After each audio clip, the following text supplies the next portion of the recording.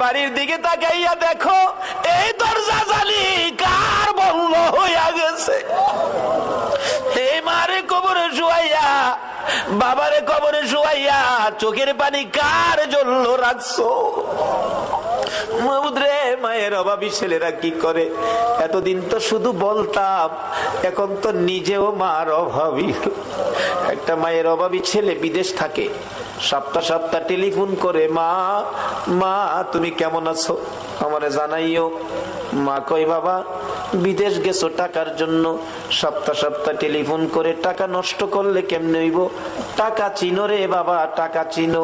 ছেলেটা টেলিফোন করে বলতেছে, মা মা গো আমারে বাধা দিও না গো মা, আমি টাকা চিনি না, আমি চিনি আমার দরদি মা।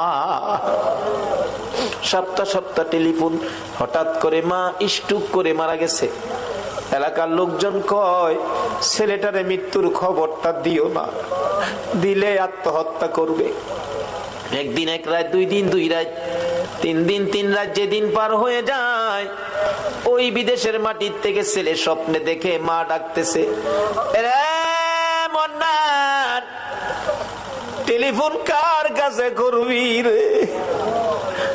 মা কইয়া কারে ডাকবি রে বাবা, আমি তোর মা, কবরে চলে গেছি, আর আমারে পাইবি না।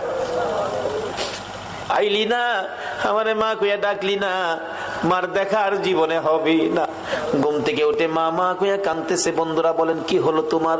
আমি স্বপ্নে দেখেছি মা নাই, দেশে থাক, দেশে আর চাকরি করব না, দেশে চলে যাব।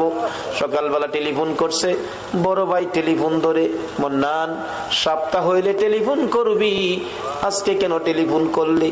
ভাই আমি স্বপ্নে দেখেছি আমার মা নাই গো। ভাই আগে সত্য করে কও, আমার মায়ের খবর কি? খবর যদি না কও, আমি কালকেই বাড়িতে চলে আসব। মায়ের কাছে দাও, মায়ের সাথে কথা বলবো। মার কাছে যদি টেলিফোন না দাও, আমি কিন্তু কালকে বাড়িতে চলে আসব। বড় ভাই টেলিফোন ফালাইয়া একটা দৌড় মাইরা মায়ের খবরের পাশে, মা মা গো তোমার পাগল খবর পাইছে গো, কালকে বলে বাড়িতে আইব। বড় ভাই সকালবেলা মাইক্রো ভাড়া করেছে, বুড়া বাবা পিছে পিছে ডাকতেছে, আমারে সঙ্গী করি লইয়া যা রে, মায়ের পাগল রেখে।